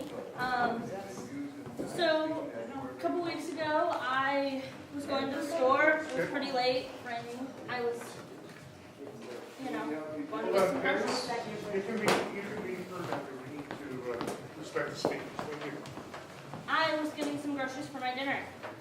Some homeless guy approached me. I was alone, scared. I was scared. And then he proceeded to ask for me for money, beg me for money, and I told him no, that, I wasn't giving him money. He cussed at me. It was bad. He was very rude, called me very bad names. I called the sheriff. I said, they're being mean. I don't know. Nothing was really ever done with.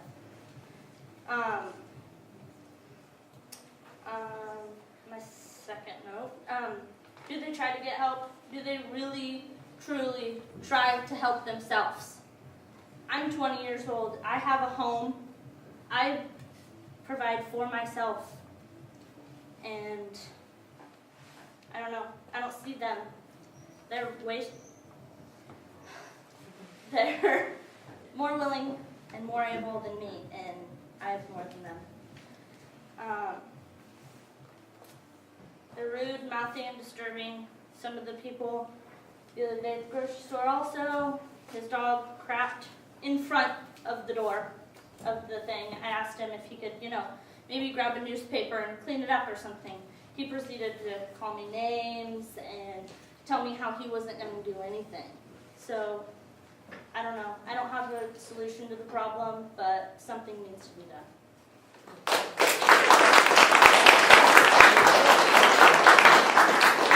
All right, is there anybody I haven't called? So let's go ahead, Alex. If anybody else wants to be on the list. Hi, I want to just sort of maybe wrap this up on a kind of more positive note. I think it's really funny about disrespecting a church, because churches used to be a place where you could go to for the kind of help that we're talking about. I think I'm kind of putting the cart before the horse by not having this bathroom. And it's, okay, I'm an optimist. I think a few bad apples are ruining it for mostly everybody. John, I think you realize that I believe that we are at least half responsible for the mess of the river, or the algae especially. I'm as appalled by it as you are, don't get me wrong. But I think we really have to start from the compassionate point, get that bathroom in. It isn't just Garberville, just moving people along, it's a wave. And how can we look at the world that we're expecting these, can any of you with teenagers look your kids straight in the eye and go, get ready to make something of yourself. The world is going to be a wonderful place in 15 years. You got to do something. How is it that we can't expect all these children to be deeply, deeply disturbed? Yeah. And, okay, I'm an idealist, that's all I'm going to say.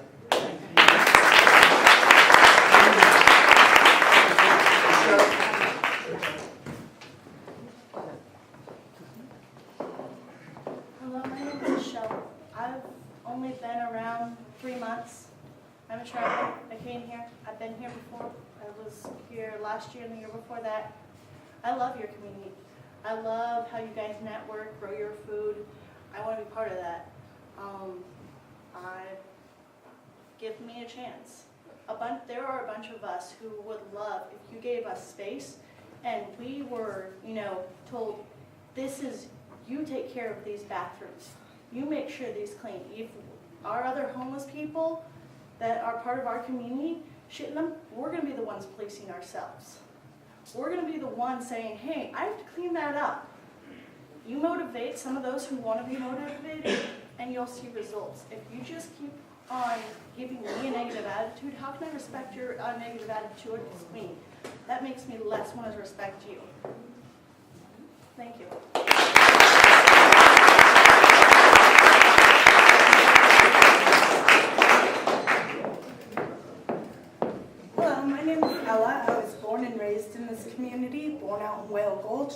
raised all over. And I live right now down by Southern Humboldt, which I have to drive by Ace Hardware and all the people that sit in the Vets Park who piss and shit and totally trash it on a daily basis. I come uptown, I see them panhandling for money just to go back down to the park and shit and piss and party and drink.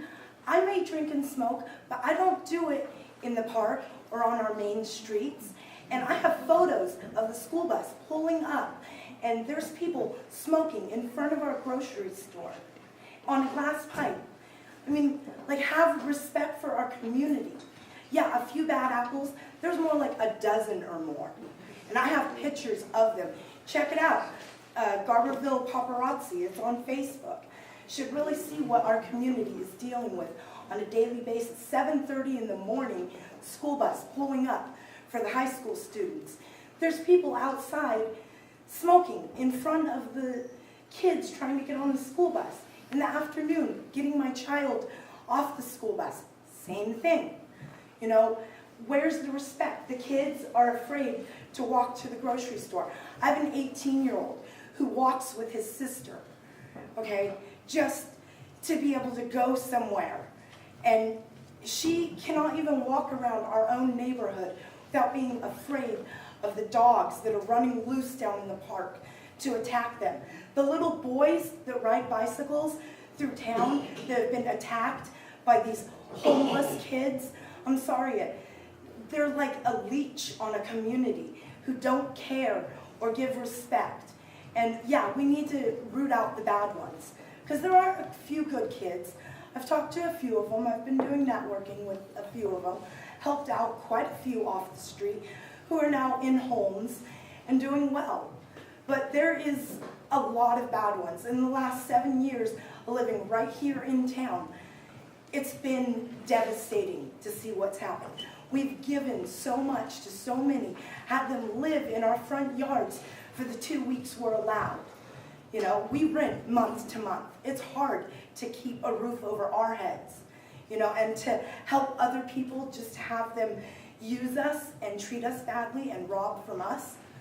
It's not worth it to help them if they don't want to help themselves. That's all I have to say.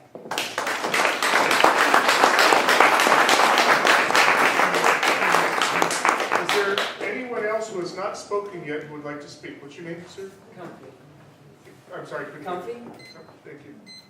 I came here back in about February to start working with saving the Richardson Grove project, and kind of moved into town and, you know, started realizing other things are going on, and really fell in love here.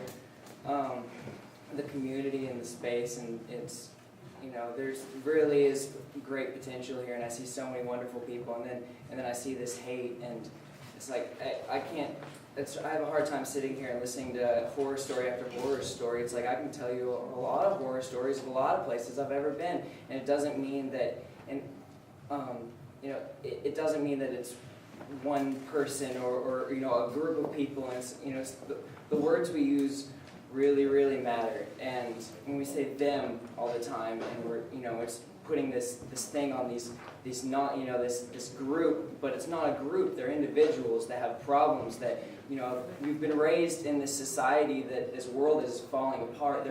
It's very hard to go through the school system and come out of it with some positive view of, oh, we're going to do something.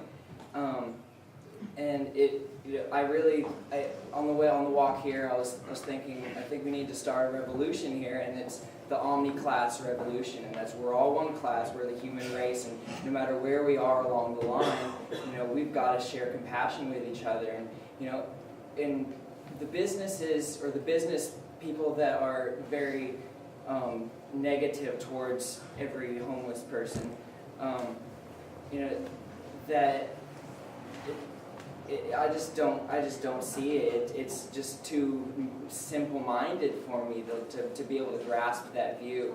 You know, I was walking around when that power outage happened, and early in the morning, and I had used the restroom just like everybody else in town, along with the 30 other people wandering around town needing to use the restroom. There was no business open. Not a single door was open in town. And I saw tourists running around like this, trying to find a bathroom. They're never going to come back here. And it's not because of the homeless. It's because there's not a bathroom here.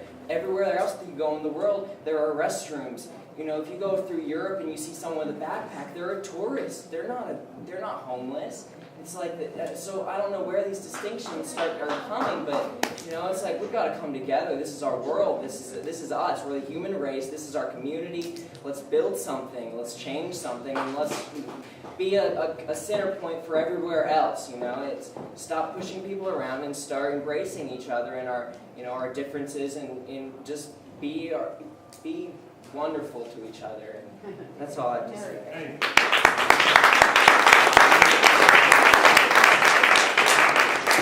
Michael, thank you. My name is Michael Torino, and I've been listening to what's going on here, and it seems to me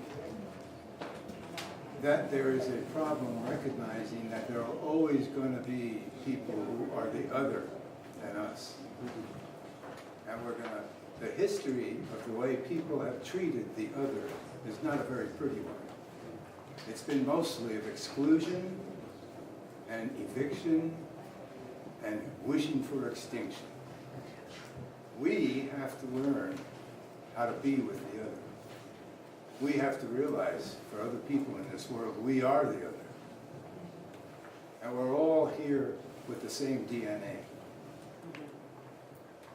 So what we have to do is recognize that the economy that we have today is going to constantly, and our structure, 101 is a main thoroughfare.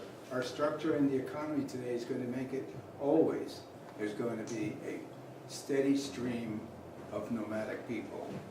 You're not going to get rid of them. Jim's right. It's a problem we have to deal with. Start thinking, what's the other? The other is me as well.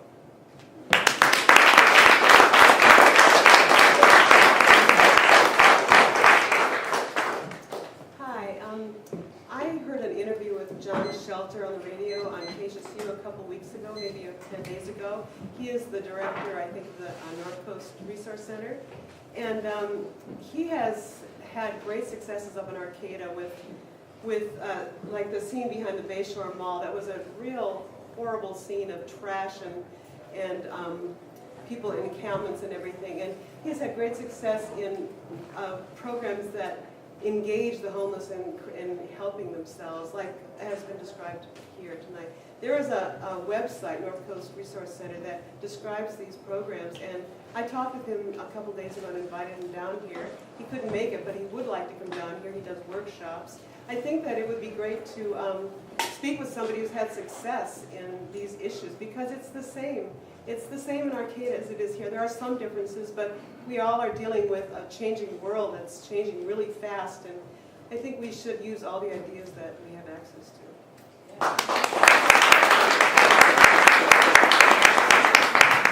Is there anybody else who would like to speak who has not yet spoken?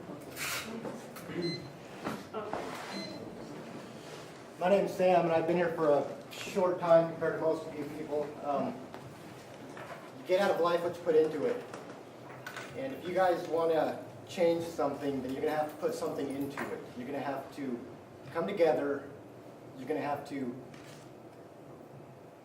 see the bigger picture. Okay, the bigger picture is that these guys are from Generation X and they've come down here and they're bad people because of that. The bigger picture is most of these people come from a screwed up organization called our government. Okay, our government has tortured our country into the state we are reduced to right now. Okay, so once we can first realize that it's not all their fault, some of them come from a hairy background, just like many of us do. I'm losing my train of thought here. I'm not a very good speaker. However, if you want to put in this community the thought that it's not okay to be homeless and it's not okay to be down and out and have a home, then that's what you're going to get. You're going to get a hateful, spiteful community. However, if you put into it that there's hope for anybody and there's change is possible, just like it was for most of us and most of the people that are going to come through here, because that's what I've seen with me and my crew. We've all made huge leaps in our own personal struggles. You know what I mean? These people the homeless, whatever you want to call them, they all have the same opportunity. You know, they've got programs in every other state I've ever been to that have worked. The fact that you guys say that there's no solution, I mean, that just appalls me. I mean, really? Are we reduced to being so insignificantly bright, I guess? I mean, you guys can't figure out a solution to the one thing that's dominating every other large city in this United States. I mean, come on. If you guys want it, then you're gonna have to put some effort into it. And if you don't, well, then maybe you shouldn't be here. This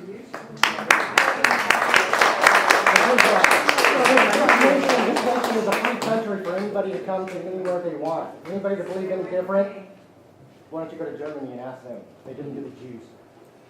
All right, is there anyone else who has not yet spoken who would like to speak? Okay, well, I will give people who have spoken a chance once more. I see some pretty good concerns here from the individualists, yet I've known for myself, I've chosen the people around me. I do whatever I can to help, even if I notice that somebody's like kind of leeching off of me, you know, I do a little bit to help. You know, I do what I can. I know a lot of you who've had these businesses, you may have tried to do little bits here and there to help, and it's appreciated. But I have chosen for myself just to give as much as I can. I have a lot to give. And I know a lot of you that own these businesses have a lot, some of you. You know, whatever you consider is a lot, I guess maybe some people might consider a lot to be different things. But a lot of the people around here who have grown up here, they have been maybe, you know, not that they haven't worked for what they have, but they are not the same people who have came here from somewhere else homeless and established a life for themselves. And that's what we're trying to protect, is those people who are trying to make a life for themselves, and how to nurture those people, and how to keep down the negative parts as much as possible, but to nurture the best parts. So I think this has been a really good meeting. So I've heard some pretty good starts to solutions, you know, and I really appreciate the people who've spoken here. And you know, I'm just here trying to figure out, you know, solutions as well. Same thing going on here, same thing going on everywhere else. And if the more we shut people out, the more we're doing what the individualists want to do, and the individualists over time in a system of government don't really have any need for anybody else except themselves. Thank you. Oh, go ahead. My name's Wendy, and I came here just a few months ago, and visiting about 4 different states in the past 2 months, I can tell you, you have a really special community here. This community is something like I've never seen before, and it's because of the compassion and the care and the respect and the support that I see when I go to the Mateo meal, or when I'm walking down the street with Coco, and he, you know, has lent somebody $5, and that person comes and pays him back. And he keeps doing it, and he keeps doing it, and he keeps doing it. The only point that I want to make is people live up to our lowest expectation. So if we expect people to be disrespectful, if we respect them to shit on our front porch, if we expect them to be less than we are, that's exactly what we're going to get. And I just want to say really quick, I know that everyone is totally fed up because people can't safely walk into your business, or you feel like, you know, you're being bombarded with homeless people. And I know that kind of, it seems like it leaves a negative vibe everywhere. But when I came here, I wasn't homeless. And when I came here looking for a job to support my 4 children. But when I went into the laundromat, and when I went into the paper mill, and when I went into several places, I was treated like I was homeless. And every time I went and I paid cash for what I had, I never stole from anybody, because I don't need to. I have what I need. So just because of the way I look, you know, you might think that I'm homeless, but you know what? I get up every morning and I work because I have 4 kids to support. And I have a positive family. And I have people that have taken me in this community and shown me what love and family and support is all about. So I know you guys can do it. This is a little secret treasure chest you have here. And it's a little, you know, it's inclusive. It's not exclusive, and that's exactly what I've been shown. You know, there's people that get fed up, and there's people that, you know, they're just tired of the whole big scene, and I understand that. But don't treat everybody negative just because a few people, you know, have put a bad taste in your mouth for the community, because this is a little secret you have here. It's something special.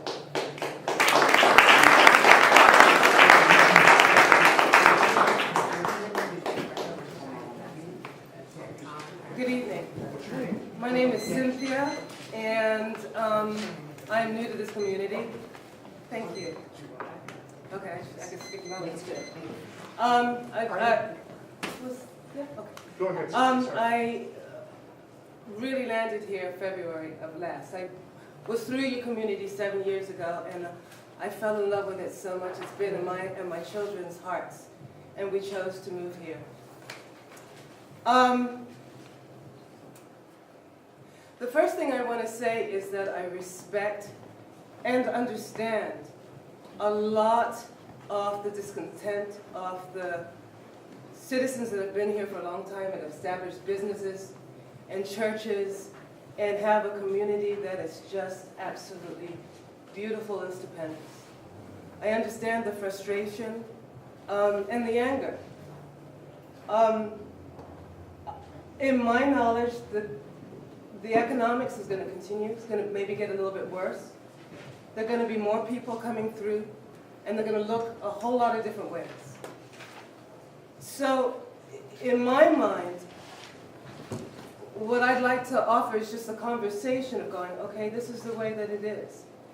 People, for different reasons, are coming here, and they're behaving in the ways that they can, because for one reason, there are no bathrooms, and there's other things that are not here. But everybody that's here is concerned. They're concerned about children, they're concerned about behaviors, they're concerned about feeling threatened. I've lived in New York on 42nd Street and had to step over heroin addicts. And I could tell you a whole lot of stories of what and one of the reasons I don't live in Manhattan anymore is the time that I saw a pregnant woman in the subway and rush hours going by her, and nobody stopped. And I can't live in a world like that. So I want to say with all humbleness and respect is that the wonderful thing is that we're all here, and we're all in discussion, and we're all trying to move forward, and that's the positive thing to stand to. And so if we can not so much blame, and this is the problem, and that is the problem is here. How can we come together and just offer gentle solutions, like bathrooms, like community actions, like things like that? I'm not articulating as well as I'd like to. Thank you. I have 2 children here. And believe me, I have spanned the United States to be here. That's how beautiful and fantastic I think this community is. There's not a moment I don't get up and I look in the mountains and I think, oh my God, there is a higher power, I don't care what you call her. Because it's just so beautiful. And I'm a stand to maintain that, and I'm a stand to share that. And I was standing back there and I'm listening. Time. I'm sorry, I didn't realize that. Okay, so I love you all.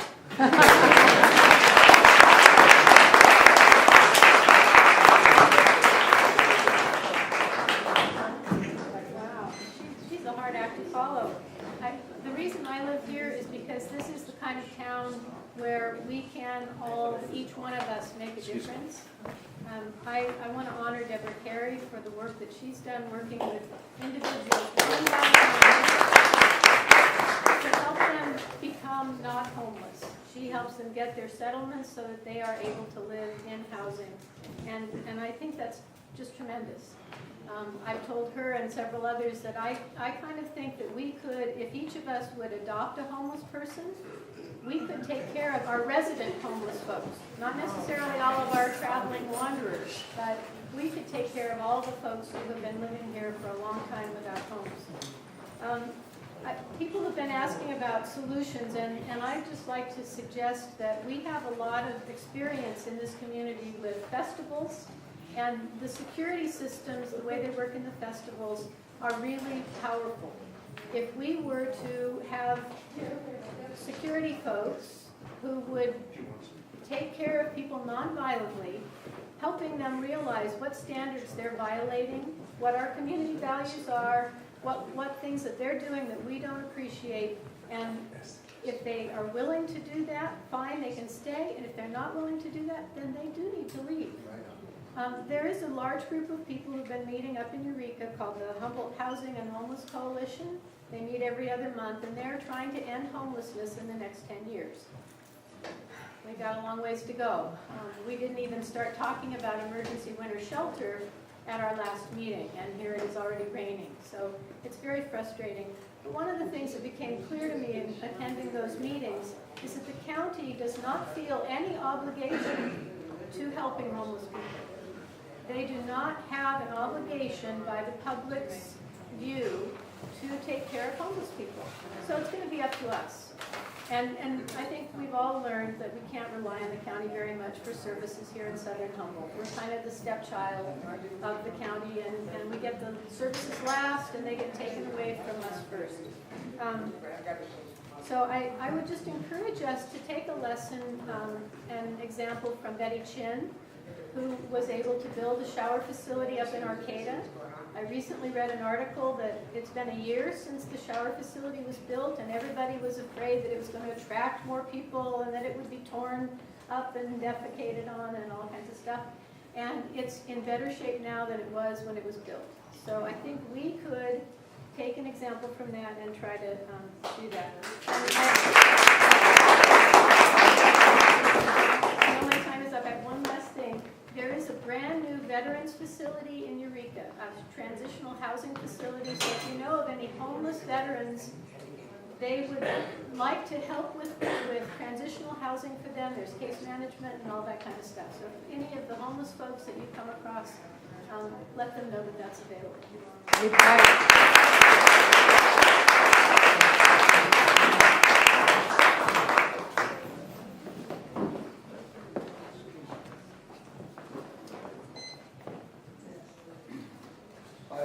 I wasn't going to come here because I don't believe in meetings except the ones at work, of course. And I've lived in Mexico for the last 20 years. And the poorest Mexican family will take anyone in and give them the last tortilla with a little salt on it. So I come back to a country after 20 years that, 20 years ago, it was North Americans were forged on the frontier, so we're kind of hard-hearted, very generous, but hard-hearted. And I come back to a country that's more hard-hearted, in a community that has endless wealth. And all my family says I shouldn't judge people, so I'm just going to judge us all now, and say that the fact that we're having a meeting considering putting a bathroom up for people who don't have a bathroom means that most of us have not hit bottom yet and had our hearts broken and been devastated, so that we have compassion, apparently. I mean, it's sad and pathetic that we're even meeting like this, discussing this, where apples and peaches are rotting on the ground, endless wealth, and that's about it.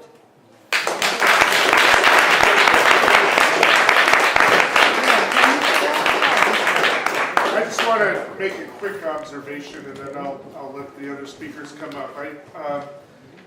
notice that there are different people with different perspectives on this issue, businessman versus marijuana grower, person, homeless person versus family person. I just wanted to point out an observation about tonight. About 4 out of 5 of the people who have come up with so-called horror stories, I'm just calling them that because they are horror stories. I've never been treated rudely or been accosted by anybody on the streets of Garberville. And I think the reason is 4 out of 5 of the people with those stories tonight are women. And I think that is another angle of the story that needs to be considered, and any solutions need to be directed towards that.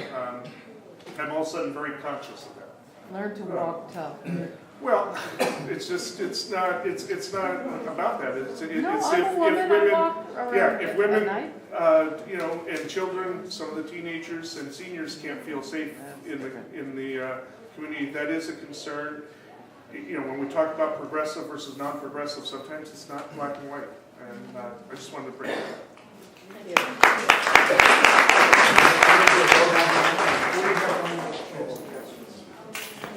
I didn't know where I was coming tonight except for maybe a veterans meeting, and I had no idea what I was walking into, and the last thing I thought I was going to do was to talk to a group of people.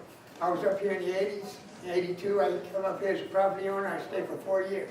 A great place. I had a wonderful experience. It was a time of my life. And I left, and now I come back, and I see a big difference. And a lot going on. And you do have a problem with a lot of the issues you're bringing up. And it's real good to see you people get together and working on it and trying to do something about it. And thank you. Okay, is there anybody who's not yet spoken who would like to speak? All right. Did you have an idea? Yeah. What I'd like to see happen, I've been taking notes, which only I can read probably. But I think what I'm going to do is I'm going to type these up into some kind of meaningful way. We do have a tape. We could probably get CDs for people. But I would like to see, like in about 2 weeks, 21st of October, it's another Friday, and this will be not a facilitated meeting, but we come together and we try and frame this into where we see the similarities and how we need to see what the agendas are here that come from this grouping here, and we put this together in a way that we can then have some subsequent meetings where we can really get more into depth. So that anybody that wants to go in that direction, we'll announce this meeting, but I'm hoping that we won't just stop having this and say this has now gone off into the ether, but that we will then use what we've done here and sort of build on it to see. I mean, I've learned a hell of a lot here, so we need to build on what we're learning here to see how we can frame this so we can then discuss it in a better depth. So next Friday, Friday the 21st would be just as fast as possible. This should be done. If you want to, I'm at the bookstore, so if you want me to send you a copy on email or something, I'll do that. And then we can get together and have a typed version of this, which is going to be available to pass around as well. And we can get on the work of trying to frame an agenda for ourselves, really get something going. Well, some have expressed also, who've already spoken, would like to do a little bit of a follow-up. If that's okay with people. Tracy as well. As one of the community who has coordinated several task forces that were successful in, say, like the Stable Slopes Park, getting a bus, all these things took a very small focus group of people who are ready to take on tasks. It's not going to happen with 30 people. It's going to happen with 5. So we need 5 people from the community. I don't want to do it myself, believe me. It takes a full focus for up to several years. Here's one. Okay, we need a sign-up sheet, and we need a focus group that takes all these notes and puts them into a short, medium, and long-term goal, set. And then we've got a working group, and once you've got a working group, things get done. Things don't get done with 30 people, 50 people, 100 people. It's focus group, 5 people.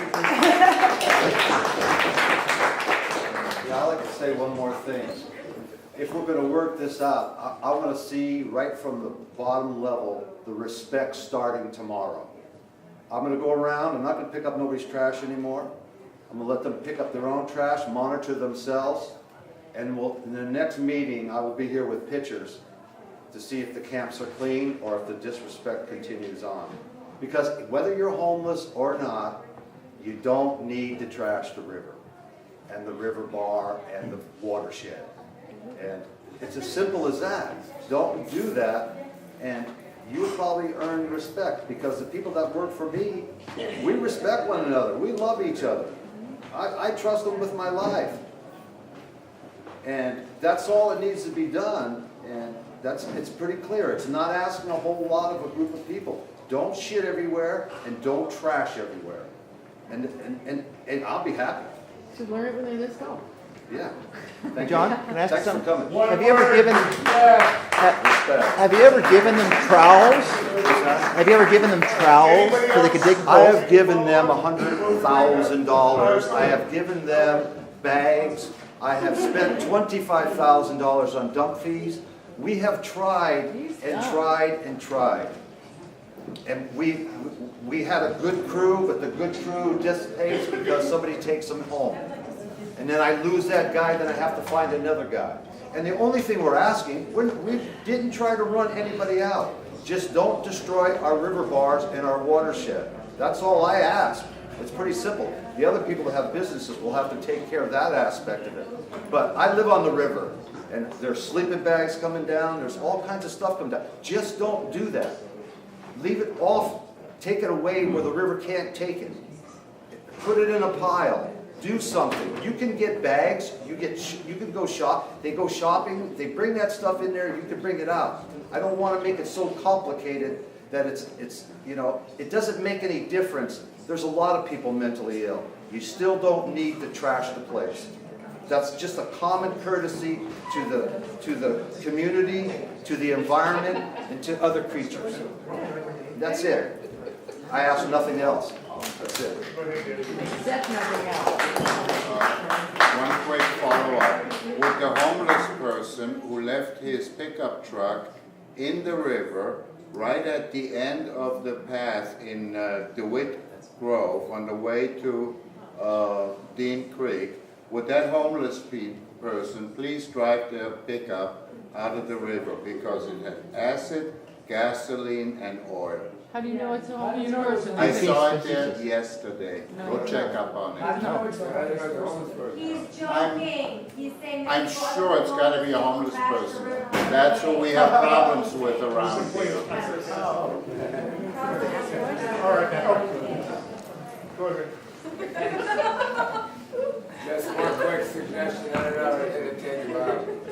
It'd take about 15 times as many people as we got together tonight, but I was just thinking in terms of some sort of compassion patrol, like the lady that was here with the green hat said she would, if we called on like her and a group of, she could round up some people to help start doing things like that, and so that, we have people approaching people instead of people like coming up and yelling at people and coming down on people. We have people that know how to approach the people, and they are their people, and help police them themselves and everything. But we can all support that, and some of us go with them and all that kind of stuff. That is a good idea. All right. Okay, anybody else? Yeah, I want to say something. How you guys doing? I'm Teenage Red. I want to work. I like giant trees and the sea and everything else. I love it here. I need to work. I pick up my own trash. I camped out in the riverbed down there. I camped out. Could folks quiet, please? I've camped everywhere. I've been all over the place. And I pick up my own trash, and a few others in the park over there picks up his trash too. We're both looking for work. We love to work, and like town too. And I have a lot of respect for everybody. Trust me, I'm not crazy. Thank you.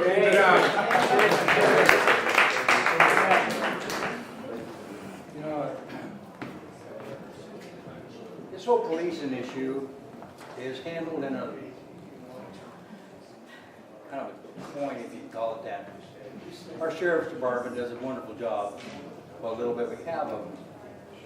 And in the training that they've had to do their jobs, they would learn how to handle people in different situations.